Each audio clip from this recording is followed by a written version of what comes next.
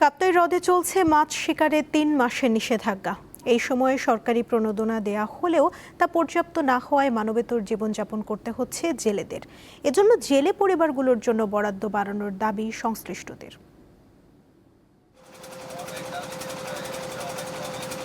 কাপ্তাই হ্রদে সব ধরনের মাছ শিকারে গত ১ মে থেকে নিষেধাজ্ঞা দেয় সরকার।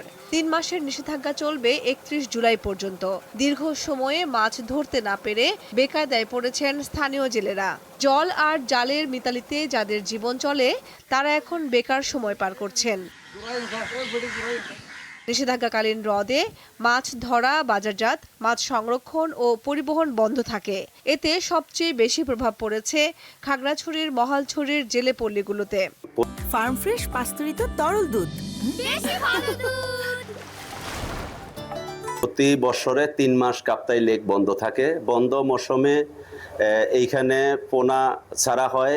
সরকার আমাদের মাসে ২০ কেজি করে চাউল দিতেছে, সেই চাউলে আমাদের চলতেছে না। অবশ্য সরকারিভাবে কার্ডের মাধ্যমে জেলেদের প্রতি মাসে ২০ কেজি করে চাল দেয়া হচ্ছে। তবে তা পর্যাপ্ত না হওয়ায় চালের পরিমাণ বাড়ানো এবং আয়ের বিকল্প ব্যবস্থা করার দাবি জানান তারা।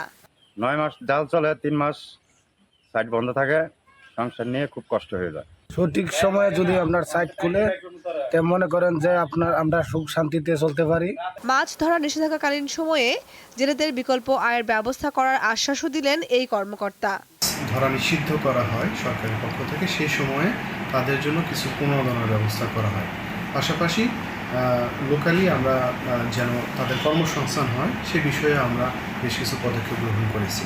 কাপ্তাই হ্রদের ৪টি মৎস্য অবতরণ কেন্দ্র রয়েছে। এর মধ্যে শুধুমাত্র মহালছড়িতেই ৩,০০০-এরও বেশি জেলে রয়েছে। কামরুন নাহার, দীপ্ত, বার্তাকক্ষ।